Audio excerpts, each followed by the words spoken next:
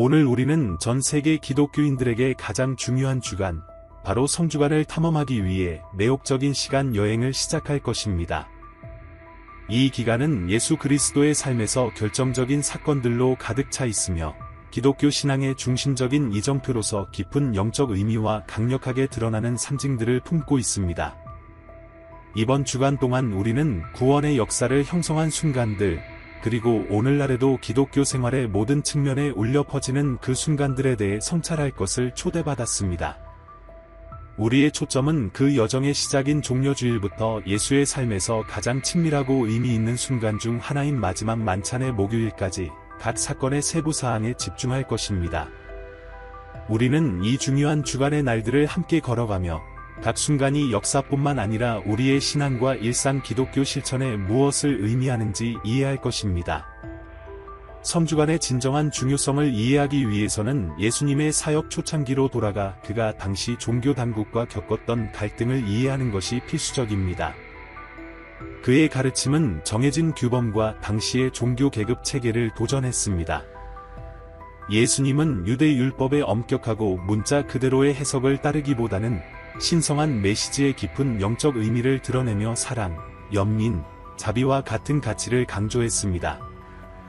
그의 비유들은 단순해 보이지만 깊은 영향을 주었으며 당시의 사회적 부정의를 비추고 모두를 진정한 회개와 내면의 변화를 통해 보다 진실된 신앙생활로 초대했습니다.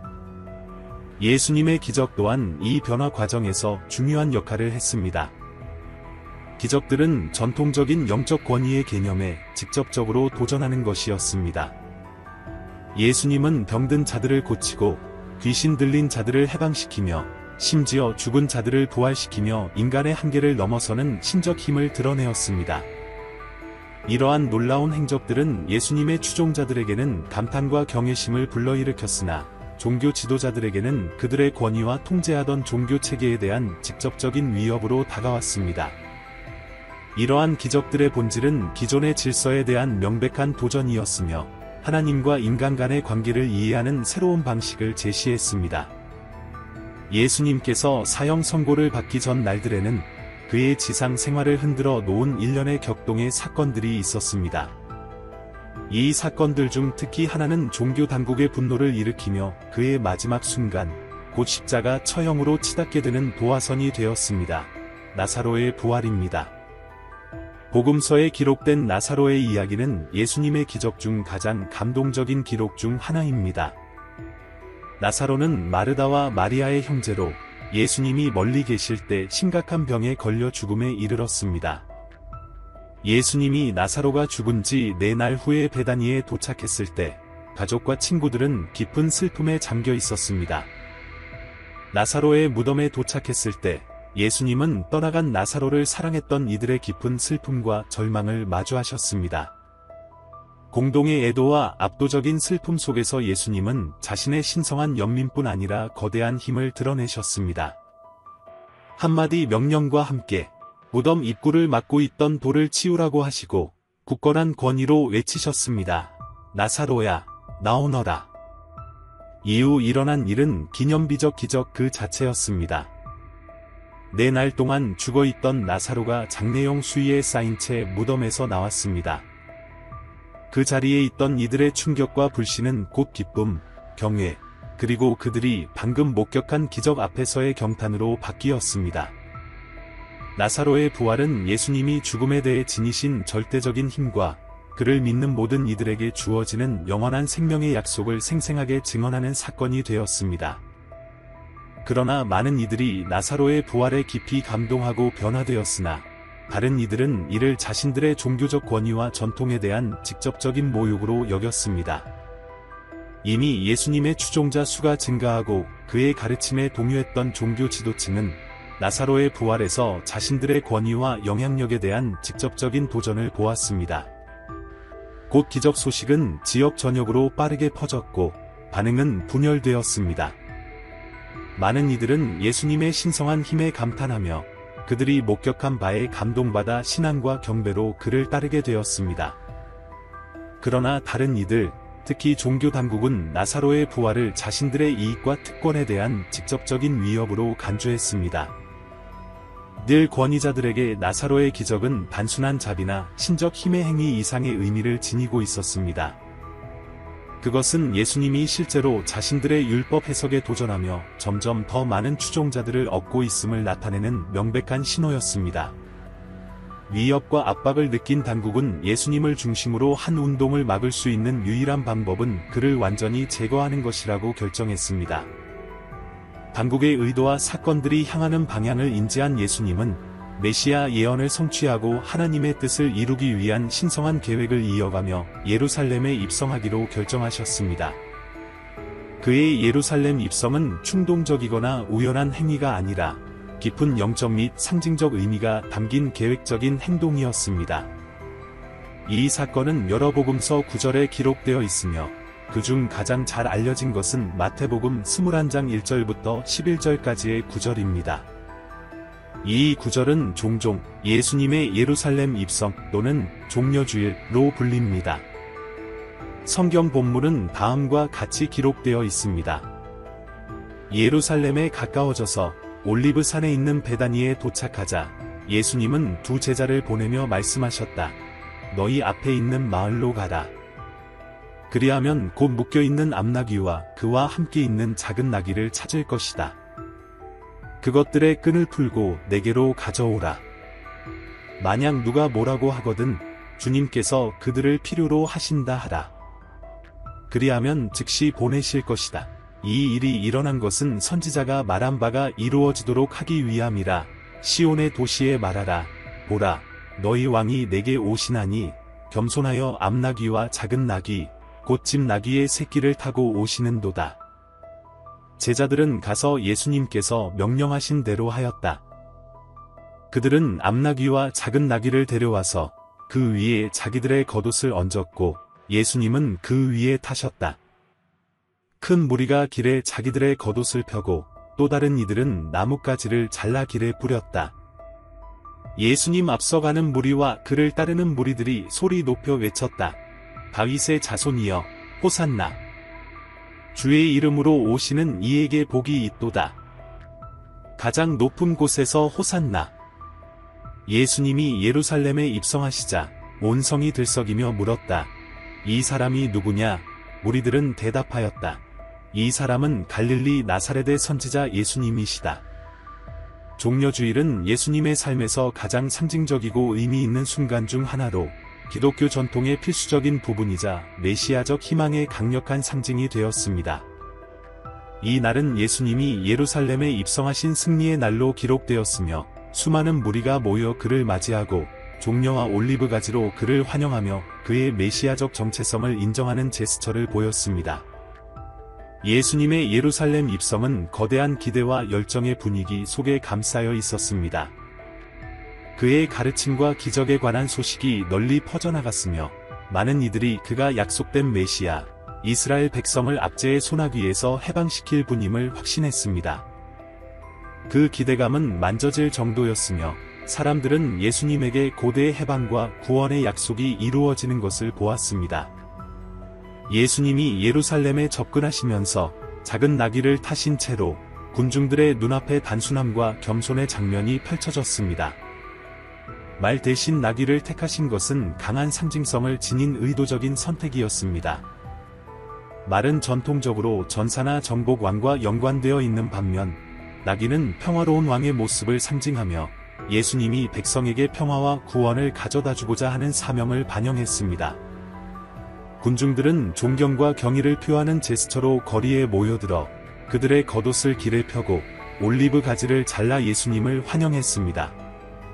승리, 평화, 번영의 상징인 올리브 가지는 유대 문화에서 축복과 신의 은총의 표식으로 널리 인식되었습니다. 이러한 가지와 종려나무 잎을 들어 올리며 군중들은 예수님이 약속된 메시아, 이스라엘의 왕이며 기다리던 해방과 구원을 가져올 분임을 믿음을 표현했습니다.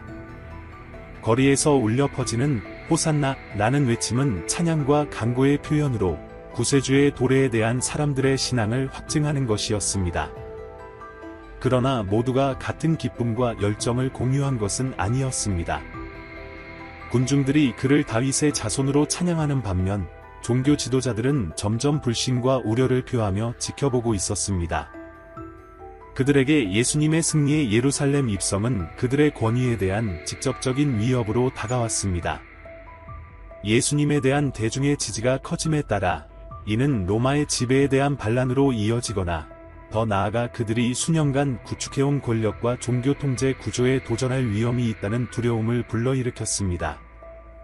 따라서 군중들이 그를 약속된 메시아로 찬양하는 동안 종교 당국은 그의 파괴를 은밀히 모의하기 시작했습니다. 종려주일은 온갖 축하와 찬양으로 예수님의 비극적인 십자가 처형으로 절정에 달할 격동의 한 주의 시작을 알렸습니다. 그러나 그 순간 군중들은 다가올 반전을 전혀 감지하지 못한 채 희망에 젖어 있었습니다. 그들에게 예수님은 다가올 왕, 그들이 간절히 원했던 구원과 해방을 가져다줄 분이었고 그 분을 그런 존재로 맞이하며 기쁨과 열정으로 축하했습니다.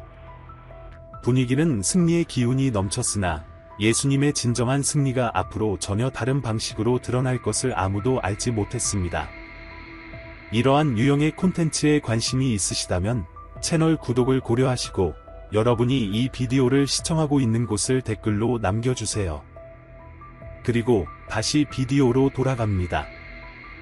성월휴일은 예수님의 십자가 처형에 앞서 그의 여정과 사역에서 결정적인 순간을 맞은 중요한 날이었습니다. 웅장한 예루살렘 입성 이후 예수님은 성전으로 돌아가셔서 세기를 넘어 울려 퍼질 행동, 즉 성전 청소를 행하셨습니다. 그날 아침 성전에 도착한 예수님은 그 장소의 신성함을 완전히 무시한 광경을 마주하셨습니다. 제사에 쓰일 동물을 판매하는 상인들과 돈을 환전하는 환전상들이 본래 기도의 성소였어야 할 곳을 분주한 시장으로 변모시켰습니다. 그 장면은 성전의 본질을 위반했을 뿐만 아니라 하나님께서 그 백성에게 원하시는 진정한 경배의 목적을 왜곡시키는 것이었습니다. 슬픔과 분노가 뒤섞인 예수님은 주저하지 않고 행동에 나서셨습니다. 그는 환전상의 테이블을 뒤엎고 상인들을 권위 있게 성전에서 내쫓으며 선언하셨습니다. 기록된 바, 내 집은 기도의 집이라 불릴 것이나 너희는 그것을 도적들의 소굴로 만들고 있도다. 마태복음 21시 13분. 이 행동은 단순히 성전의 신성을 위한 열심의 행위가 아니라 진정한 경배의 의미에 대한 강력한 선언이었습니다. 상인들을 내쫓으면서 예수님은 그 자리에 있던 이들과 이 사건을 듣게 될 이들에게 하나님께서 영과 진리로 경배하는 자들을 원하신다는 것을 가르치셨습니다. 요한복음 4시 23분. 그는 진정한 경배가 빈 의식이나 외형적인 종교 형식에 근거하는 것이 아니라 진실된 마음, 믿음과 사랑으로 변화된 삶, 그리고 하나님과의 진정한 관계에 기반해야 한다는 점을 분명히 하셨습니다. 성전을 청소함으로써 예수님은 백성을 그 신성한 공간의 본래 목적, 즉 하나님과 만남의 장소, 기도와 교제의 공간으로 돌아가도록 부르셨습니다. 그는 외적인 모습 너머의 천상의 아버지와의 관계의 본질에 가까워지는 경배로 초대하셨습니다. 성월휴일에 예루살렘 사람들이 일상에 몰두하는 동안 예수님은 그들의 마음과 우선순위를 돌아보도록 도전하셨습니다.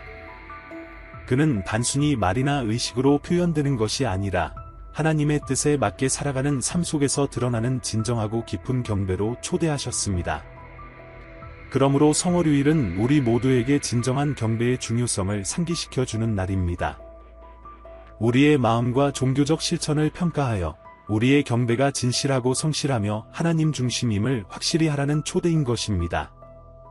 이 날은 또한 하나님의 집이 기도와 교제의 장소가 되어 우리가 주님의 생생한 임재를 만나고 그분의 사랑과 은혜로 변화되는 곳임을 상기시켜줍니다. 성화휴일은 성주간 동안 예수님의 삶에서 긴장감과 깊이가 돋보이는 날이었습니다.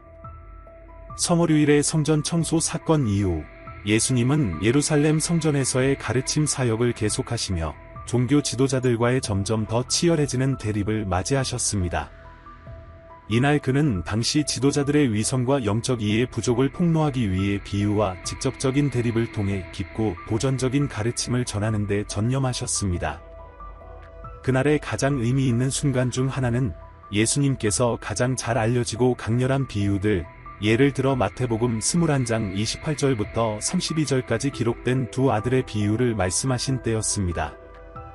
이 비유에서 예수님은 회개, 순종, 성실에 대한 교훈을 전하시며 하나님의 뜻에 대한 진실한 태도와 같은 주제를 다루셨습니다. 화창한 아침, 평범한 사람들과 종교 당국자들로 구성된 무리 앞에서 예수님은 그의 특유의 직설적이고 삶의 교훈이 가득한 접근 방식으로 비유를 이야기하기 시작하셨습니다. 어떤 사람이 두 아들이 있었습니다. 첫째에게 가서 아들아, 오늘 포도원에서 일하라 고 하였습니다. 첫째는 싫다 고 대답하였으나 나중에 마음을 바꾸고 포도원에서 일하러 갔습니다. 비유의 첫 부분은 이미 청중에게 강한 충격을 주었습니다.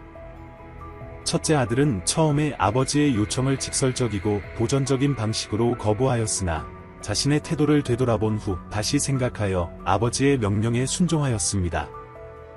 이 회개와 행동의 행위는 순종이 항상 즉각적이지는 않더라도 결국 이루어질 수 있음을 보여주었습니다.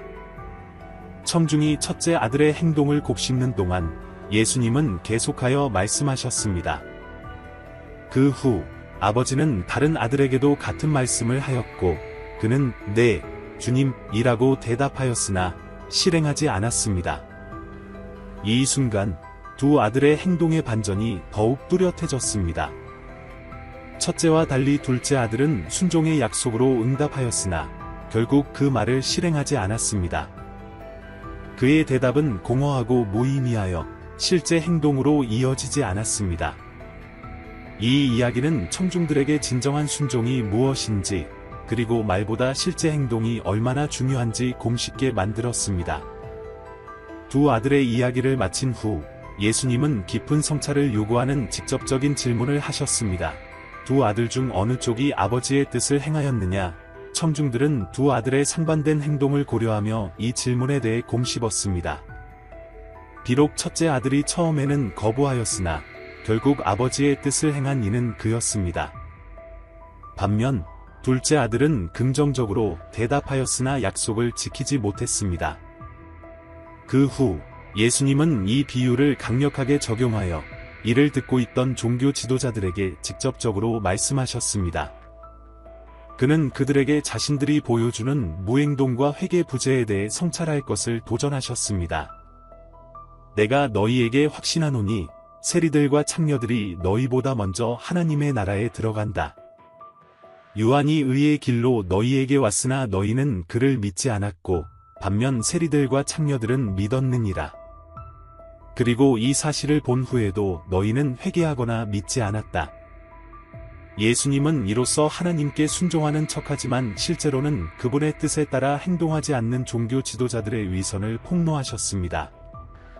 예수님은 사회적으로 부정하고 죄인으로 여겨지는 이들이 오히려 자신들을 의롭다고 생각하는 이들보다 진실하게 회개하며 하나님께 돌아서고 있음을 지적하셨습니다. 이러한 단호한 비교는 하나님의 나라와 진정한 순종에 관한 종교 지도자들의 이해와 태도를 도전하기 위한 것이었습니다. 따라서 두 아들의 비유는 외형적 모습이나 거칠에 그치지 않고 하나님 앞에서의 진정한 순종과 회개에 관한 강력한 교훈을 우리에게 전합니다. 이 비유는 우리로 하여금 스스로의 태도를 깊이 성찰하고 말뿐만 아니라 순종, 변화, 이웃사랑의 행동으로 나타나는 진실한 믿음을 회개하며 살아가야 함을 일깨워 줍니다. 이 이야기의 교훈을 전한 후 예수님은 또 다른 깊은 비유, 즉 마태복음 21장 33절부터 46절까지 기록된 악한 농부들의 비유를 이어서 말씀하셨습니다. 이 구절에서 예수님은 말씀하시길 또 다른 비유를 들어보라. 한 주인이 포도원을 심었고 그것을 울타리로 쳤으며 포도즙을 짜기 위한 물통을 파고 지키기 위해 감시탑을 세웠더라. 그 후에 그 포도원을 몇몇 농부들에게 임대하고 먼 곳으로 떠났더라. 이 서두를 통해 예수님은 청중들의 마음에 생생한 이미지를 심어주십니다. 한 주인이 좋은 수확을 보장하기 위해 자신의 포도원의 시간과 자원, 노력을 투자하여 세세한 부분까지 돌보았고 그 후 그 포도원을 농부들에게 임대하여 그들이 잘 관리하고 열매를 맺도록 맡겼던 모습을 상상하게 하였습니다. 이 장면은 하나님, 곧 창조주와 하나님의 백성을 돌볼 책임이 있던 종교 지도자들 간의 관계를 상징적으로 나타내고 있습니다. 예수님은 비유를 계속하시며 말씀하시길, 수확 때가 되자 주인은 자기 종들을 그 농부들에게 보내어 포도원의 열매를 받으려 하였으나 농부들은 그 종들을 붙잡아 한 사람은 두들기고 다른 한 사람은 죽이고 또 다른 한 사람은 돌로 쳤더라. 이 비유의 전개는 청중들에게 큰 충격을 주었습니다. 포도원의 열매를 돌려받으려던 종들을 농부들이 거부할 뿐만 아니라 폭력적으로 공격한 것은 권위와 정의에 대한 반란을 여실히 보여주는 장면이었습니다. 탐욕, 이기심, 무례함으로 행동한 농부들은 하나님의 말씀과 주님께서 보내신 사자들을 거부하는 이들을 상징했습니다. 예수님은 이어서 이야기의 심각성을 더욱 높이시며 말씀하시길, 그 후에 더 많은 종들을 보내었더니 농부들은 그들을 동일하게 다루었고 마지막으로 자기 아들을 보내시니 농부들이 내 아들을 존경할 줄 알리라 생각하셨더라. 이야기의 아들이 등장함으로써 새로운 감정적, 극적인 층이 더해졌습니다. 주인은 마지막 희망의 표시로 자기 아들을 보내며 농부들이 그를 상속자로 인정하고 존중해 주리라 기대하셨습니다. 이는 하나님께서 이스라엘 백성에게 보내신 예수님, 곧 하나님의 아들을 상징하며 그분의 메시지를 받아들이고 순종해 주길 바라는 뜻이었습니다. 그러나 농부들의 반응은 비극적이고 치명적이었습니다. 그러나 농부들이 그 아들을 보고 서로 말하되, 이 사람이 상속자다. 자, 그를 죽여 그의 유산을 차지하자 하더니 그를 붙잡아 포도원 밖으로 내던져 죽였더라. 이 비극적 결말은 농부들의 사악함, 잔인함, 그리고 탐욕을 극명하게 드러냅니다. 그들은 주인이 보낸 사자를 거부한 데 그치지 않고 유산을 자기 것으로 만들기 위해 살인을 저질렀습니다. 이 장면은 당시 종교 지도자들이 예수님을 거부한 것과 그분의 희생을 통해 하나님의 포도원, 즉 이스라엘 백성을 장악하려 했던 시도를 반영합니다. 마지막으로 예수님은 청중들에게 질문을 던지시며 깊은 성찰을 유도하셨습니다. 그러므로 포도원 주인이 돌아오면 그 농부들에게 무엇을 하리요? 이에 청중들은 분명하고 직접적인 대답을 하였습니다. 주인은 악한 자들을 심판하시고 포도원을 다른 농부들에게 임대하여 제때에 그 열매를 받게 하시리라. 이 대답을 통해 예수님은 악한 농부들에 대한 하나님의 공의와 그분의 뜻을 이루실 신실하고 책임감 있는 다른 농부들에게 포도원을 넘기실 것임을 강조하셨습니다. 악한 농부들의 비유는 당시 종교 지도자들이 예수님을 거부한 것과 불순종과 불신앙으로 인한 비극적 결과를 강렬하게 상징하는 비유였습니다. 이 비유는 우리 각자가 그리스도의 권위와 지도에 어떻게 응답할 것인가에 대해 깊이 성찰하게 합니다. 우리는 예수님의 메시지 앞에서 충실과 감사로 살아가며 하나님의 목적을 이루기 위해 준비된 자가 될 것인가요? 아니면 악한 농부들처럼 그분의 인도를 거부할 것인가요? 이 비유는 또한 우리가 진실한 신실함, 성실함, 그리고 하나님께서 우리에게 부르시는 일에 열린 마음으로 살아가야 함을 일깨워 줍니다. 또 다른 깊은 의미를 지닌 비유는 마태복음 22장 1절부터 14절까지 기록된 악한 종들의 비유로 예수님은 말씀하시길, 하늘나라는 자기 아들을 위하여 혼인잔치를 베풀 준비를 한 왕과 같으니라. 이 서두로 예수님은 비유의 무대를 마련하십니다. 청중들은 한 왕이 자기 아들의 혼인을 축하하기 위하여 화려하고 웅장한 잔치를 준비하는 장면을 상상하게 됩니다. 이 잔치는 하나님의 나라의 풍요와 기쁨을 상징하며 초대받은 이들은 그 신성한 축복에 동참하도록 부름받습니다. 예수님은 이야기를 계속하시며 말씀하시길, 왕은 자기 종들을 보내어 초대받을 자들을 부르라 하였으나 그들이 오기를 거부하였더라. 이 전개는 청중들을 놀라게 하였습니다. 왕의 초대를 거절하는 것은 왕의 크나큰 영예와 특권을 거부하는 것이기에 도저히 이해할 수 없는 일이었으나 놀랍게도 초대받은 이들은 왕의 초대를 거부함으로써 하나님께서 제공하신 구원의 부르심을 거부하는 것을 상징하였습니다.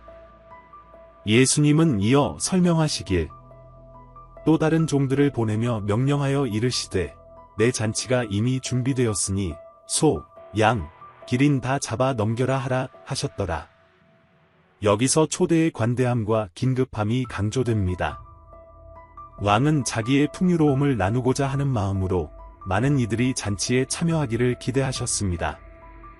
이 부분은 하나님께서 아무런 조건 없이 모든 이에게 구원의 축복과 하나님의 나라의 풍요를 베푸시려는 의지를 나타냅니다. 그러나 초대받은 이들의 반응은 더욱 실망스러웠습니다. 그러나 그들은 무관심하여 각자 자기의 밭으로 돌아갔고 또 다른 이는 자기 상점으로 갔더라. 초대에 대한 무관심과 불경은 분명했습니다. 그들은 왕의 관대함과 잔치에 참여할 수 있는 큰 영예보다 자기의 일상적인 걱정과 세속적인 일에 우선순위를 두었습니다.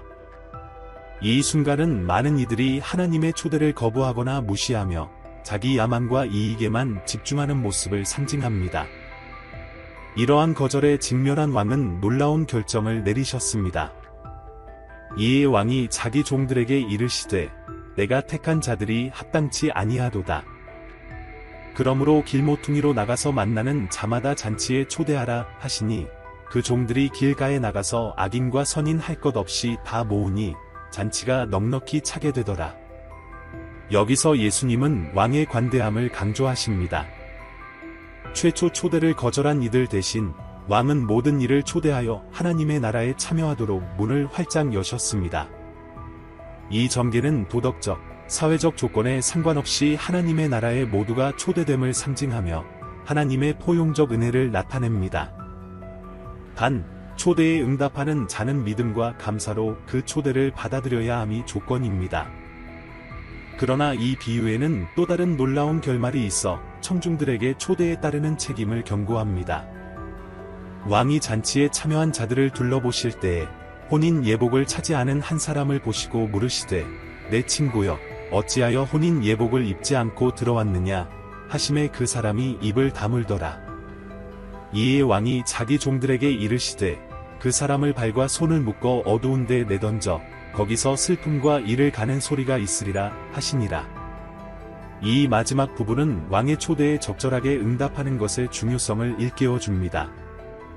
초대는 모두에게 주어졌으나 그 초대를 어떻게 받아들이느냐가 결정적인 역할을 합니다. 혼인 예복 없이 잔치에 들어온 자는 하나님의 부르심에 무책임하게 응답한 이들을 대표하며 하나님의 나라에 참여하기 위해서는 그에 상응하는 준비와 경건한 태도가 필요함을 가르칩니다. 악한 종들의 비유는 하나님의 나라에 초대받는 특권과 책임을 강력하게 일러줍니다. 이 비유는 우리로 하여금 하나님의 부르심에 어떻게 응답할 것인지, 하나님의 은혜를 믿음과 겸손, 감사로 받아들일 것인지 깊이 성찰하도록 도전합니다. 하나님 나라의 문은 모든 이에게 열려 있으나 그 초대를 진지하게 받아들이고 하나님의 목적과 기대에 부합하는 삶을 살아야 함을 일깨워 줍니다. 이 비유는 또한 예수님께서 당시 종교 지도자들에게 던지신 경고의 메시지와 그들이 어떻게 자신들의 불순종과 무책임함으로 인해 비극적인 결과를 맞이하게 되었는지를 상징합니다. 비록 오늘 예수님께서 그날 몇 가지 비유를 하셨는지는 성경에 정확하게 명시되어 있지 않지만 각 비유는 회개, 믿음, 정의, 그리고 하나님의 나라에 관한 깊은 메시지를 담고 있었습니다.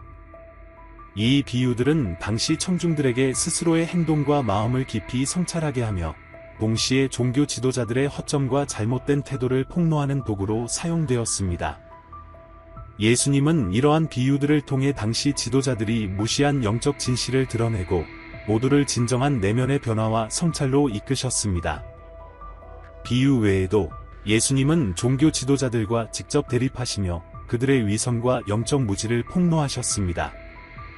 예수님은 그들이 명예와 명성을 쫓으며 백성을 착취하는 모습을 단호하게 비판하시며 진정한 하나님의 권위를 인정하지 못하는 그들의 모습을 드러내셨습니다. 이러한 행동들은 예수님께서 진리와 정의에 대한 변함없는 헌신과 천상의 아버지의 뜻을 이루고자 하는 결연한 의지를 반영합니다. 설사 종교 지도자들의 반대와 적대감이 커졌음에도 예수님은 하나님의 나라를 선포하며 그분의 구원의 초대에 기꺼이 응답할 자들에게 희망을 주기 위해 굳건히 서 계셨습니다. 한편 복음서에 기록된 성화요일은 신비와 침묵에 쌓인 날로 묘사됩니다. 이 날은 종종 서술의 공백을 이루며 다가올 중대한 사건들을 준비하는 성찰의 순간을 제공하였습니다. 특히 성화요일 이전의 격렬한 가르침과 대립의 날들 이후 복음서에는 예수님의 특별한 행위나 가르침이 기록되지 않아 마치 잠시 멈춘 듯한 정적이 감돌았습니다. 이 침묵은 독자들로 하여금 곧 다가올 사건들에 대해 스스로 생각해보게 하는 빈 공간을 만들어냅니다. 예수님과 제자들이 예루살렘에 머무는 동안 사건들은 빠르게 진행되었으나 그 이면에서는 어둡고 음침한 세력이 움직이기 시작했습니다. 바로 이 고요한 시간 사이에 12제자 중 하나인 유다 이스카리옷이 자신에게 다가올 비극적 운명을 향해 발걸음을 내딛기 시작한 것입니다. 탐욕과 야망에 이끌린 유다는 예수님을 체포하려는 주요 대제사장들과 종교 지도자들을 만나 예수님을 넘겨주는 대가로 30은하를 받기로 하는 거래를 하였습니다. 이 배신 행위는 역사의 흐름을 송두리째 바꿀 촉매제가 되었고 예수님의 체포, 재판, 십자가 처형이라는 일련의 사건들이 시작되는 계기가 되었습니다. 다른 제자들에게 성화요일은 예수님의 깊은 가르침의 의미를 이해하고 다가올 도전에 대비하려는 불안과 혼란의 날이었을 것입니다. 그들은 예수님의 말씀의 무게를 온전히 깨닫지 못한 채 앞으로 닥칠 시련과 고난에 대한 불확실성 속에서 혼란스러워했을 것입니다. 그러나 그날 이미 십자가로 가는 길이 서서히 그려지고 있었고 유다는 몰래 자신의 결정을 내리며 하나님의 계획이 막바지에 다다르고 있음을 암시하고 있었습니다. 반면 성목요일, 즉 마지막 만찬의 날은 기독교 전통에서 매우 깊은 의미를 지닌 날로 예수님께서 십자가 처형 전 제자들과 함께 나눈 마지막 만찬을 기념하는 날입니다. 이 사건, 즉 최후의 만찬은 신학적, 영적으로도 큰 중요성을 가지며 이때 예수님은 성만찬을 제정하시고 제자들에게 근본적인 가르침을 전하시며 다가올 고난과 구원의 사건에 대비하게 하셨습니다. 성목요일 오후, 예수님과 제자들은 유월절을 기념하기 위해 예루살렘에 모였습니다. 유월절은 이스라엘 백성이 애굽의 속박에서 해방된 것을 기념하는 절기입니다. 이 만찬에서 예수님은 단순히 유월절의 전통을 기념하신 것에 그치지 않고 제자들과 깊은 친밀감과 교제를 나누시며 다가올 고난에 대비하도록 그들을 가르치셨습니다. 이 순간은 축제의 기쁨뿐만 아니라 예수님의 희생과 하나님의 나라의 의미를 심오하게 깨닫게 하는 교육의 장이기도 하였습니다.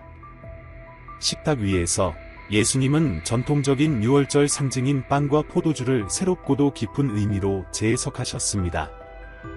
예수님은 빵을 떼어 축복하시며 제자들에게 나눠주시며 말씀하시길, 받으라, 이것이 내 몸이니라. 그 후 포도주 잔을 들고 감사 기도를 드리시며 모두 이것을 마시라. 이는 내 피, 곧 많은 사람들의 죄를 사하는 새 언약의 피니라 고 선언하셨습니다. 이 말씀으로 예수님은 성만찬을 제정하셨고 그 후로 빵과 포도주는 그리스도의 몸과 피를 상징하는 성례가 되어 인류의 죄를 위한 희생 제물로서 기억되게 되었습니다. 성만찬에 참여하는 것은 예수님의 희생을 기념하는 것일 뿐만 아니라 그리스도와 서로가 하나가 되는 믿음과 공동체의 상징이 됩니다. 식탁을 함께 하시던 중 예수님은 잠시 멈추어 제자들을 한 분 한 분 따뜻한 사랑과 연민의 눈빛으로 바라보셨습니다. 예수님은 배신과 부인이 곧 일어날 것을 알고 계셨지만 동시에 그분의 희생이 받아들여지는 자들에게 영원한 구원과 생명을 선사할 것임을도 알고 계셨습니다. 이 친밀하고 준비하는 순간은 다가올 고통의 전조이자 절정의 순간이었습니다. 이어 예수님은 어둡고도 무거운 선언을 하시며 제자들 중 한 사람이 자신을 배신할 것임을 예고하셨습니다. 진실로 너희에게 이르노니 너희 중 한 사람이 나를 배반하리라. 이 말씀에 제자들은 당황과 깊은 슬픔에 빠졌고 각자 자신이 그 배신자일까 하는 의구심에 빠졌습니다. 요한복음 13장 30절에 기록된 바와 같이 예수님께서 배신자를 지목하시기 전 적신 빵 조각을 유다 이스카리옷에게 건네시며 빨리 내가 할 일을 하라 하시자 유다는 즉시 자리를 떠났고 나머지 제자들은 그가 단순히 물건을 사러 가거나 가난한 이들에게 무언가를 주러 간다고 생각하였습니다. 또한 예수님은 가까운 제자 베드로에 관해서도 말씀하시며 진실로 내게 이르노니 오늘 밤 닭이 울기 전에 내가 나를 3번 부인하리라 라고 예고하셨습니다. 이 말씀은 재판 중 두려움과 혼란에 빠진 베드로가 결국 자신이 예수님을 3번 부인하는 모습을 예견한 것으로 그의 인간적인 연약함과 동시에 이후 예수님께서 베드로를 회복시키시는 은혜의 메시지를 담고 있습니다. 이 모든 어두운 사건과 고통스러운 예고들 사이에서 예수님은 제자들에게 근본적인 계명을 전하셨습니다. 새 계명을 너희에게 주노니 서로 사랑하라. 내가 너희를 사랑한 것 같이 너희도 서로 사랑하라. 이것으로 모든 사람이 너희가 내 제자인 줄 알리라. 이 계명은 단순히 사랑하라는 권면을 넘어서 예수님의 희생적 사랑을 본받아 제자들 사이의 연합과 상호 사랑의 실천을 촉구하는 메시지입니다. 마찬가지로 만찬 중 예수님은 제자들의 발을 씻어 주심으로써 섬김의 본을 직접 보여주셨습니다. 예수님은 식탁에서 일어나 물이 담긴 대야를 가져다가 제자들의 발을 씻기시며 이는 보통 하급 종들에게 맡겨지던 겸손한 행동이었으나 그분은 이 단순하지만 깊은 의미의 행동으로 제자들에게 서로를 섬기며 사랑으로 대할 것을 몸소 실천해 보이셨습니다. 최후의 만찬 후 성목요일 날 예수님과 제자들은 유월절 잔치를 마치고 감람산으로 특히 겟세마네 동산으로 향하였습니다. 이곳은 예수님과 제자들에게 익숙한 장소로 평온한 분위기 속에서 기도와 하나님과의 교제를 위해 자주 찾던 곳이었습니다. 동산에 도착한 예수님은 곧 다가올 일을 암시하는 무거운 운명의 짐을 느끼셨습니다. 예수님은 자신을 기다리는 배신, 체포, 재판, 그리고 십자가 처형의 운명을 온전히 인지하고 계셨으며 그 압박감과 고통이 영혼을 잠식하기 시작하자 제자들에게 함께 기도해달라고 간절히 부탁하셨습니다. 예수님이 아버지께 간절히 기도하실 때 그분의 땀이 마치 피방울처럼 땅에 떨어질 정도로 깊은 고뇌를 겪으셨습니다. 그 극심한 고통의 순간에 예수님은 아버지께 간청하시되 내 아버지여 만일 할 만하다면 이 잔을 내게서 지나가게 하옵소서. 그러나 내 뜻대로 마시지 말고 아버지의 뜻대로 하옵소서 라고 말씀하셨습니다. 이 순간은 예수님의 인성을 드러내며 하나님의 뜻을 이루시기 위해 기꺼이 순종하면서도 그 희생의 무게를 온전히 느끼신 모습을 보여줍니다. 그때 배신자 유다 이스카리옷은 무리를 이끌고 칼과 몽둥이를 든 경비들과 종교 지도자들이 다가오는 가운데 예수님께 가까이 다가와 입맞춤으로 그분을 배신하였습니다. 이 배신 행위는 어둡고 음침한 계획의 절정이었고 유다는 그 입맞춤으로 예수님을 체포자들에게 넘겨주었습니다. 예수님은 침착함과 품위를 잃지 않고 체포자들을 대하며 자신이 공개적으로 회당과 성전에서 가르침을 전한 것을 상기시키며 왜 이렇게 많은 무장 세력이 필요하냐고 물으셨습니다. 그분은 자신의 체포가 하나님의 계획의 일부이며 모든 것이 하나님의 뜻대로 이루어지고 있음을 알고 계셨기에 폭력이나 두려움에 휩싸이지 않으셨습니다. 예수님께서 체포되는 모습을 본 제자들은 두려움과 혼란에 빠졌고 베드로는 충동적으로 칼을 뽑아 대제사장의 종 중 한 명의 귀를 베었으나 예수님은 자비로운 눈빛으로 그에게 칼을 접으라고 경고하시며 칼로 사는 자는 칼로 죽으리라 라고 말씀하셨습니다. 이 순간은 예수님의 사명이 무력으로 이루어지는 것이 아니라 사랑과 희생을 통한 구원임을 다시 한번 보여주는 대목이었습니다. 예수님 체포 후 그분은 대제사장 가야바와 사내들인 앞에 끌려가 신문과 신성모독 혐의로 고발당하셨습니다. 이 기간 동안 베드로는 자신의 생명을 두려워한 나머지 예수님을 3번 부인함으로써 최후의 만찬 때 예고된 말씀을 성취하게 되었습니다. 인간의 연약함과 두려움이 극명하게 드러난 이 사건은 베드로를 비롯한 제자들의 인간적인 한계와 동시에 예수님의 이후 회복의 은혜를 예고하는 장면이기도 하였습니다. 성목요일, 최후의 만찬 후 예수님은 체포를 감내하시며 온 인류의 구원과 속죄를 위한 하나님의 구속 계획을 이루셨습니다. 어둠이 예루살렘을 감싸는 가운데 하나님의 계획은 점차 이루어져 가며 예언들이 성취되고 부활의 최종 승리를 위한 길이 열리게 되었습니다. 이 날은 고통과 배신, 두려움으로 가득 찼지만 동시에 새로운 희망의 시작이었으며 예수님의 희생을 받아들인 자들에게 구원의 약속이 주어지는 날이었습니다. 최후의 만찬, 성만찬의 제정과 유다의 배신, 베드로의 부인을 예고한 말씀들은 우리로 하여금 그리스도와의 헌신과 사랑, 그리고 서로를 섬기는 삶의 본질에 대해 깊이 성찰하게 만듭니다. 이 영적 준비의 순간에 우리는 성주간이 우리 기독교인들의 삶 속에서 갖는 더 넓은 의미를 묵상하도록 초대받습니다. 성주간은 예수님께서 십자가와 빈 무덤을 향해 걸어가신 여정을 깊이 돌아보며 그 사건들이 우리 삶과 하나님의 은혜, 구원에 어떠한 변화를 가져오는지를 성찰하는 시기입니다.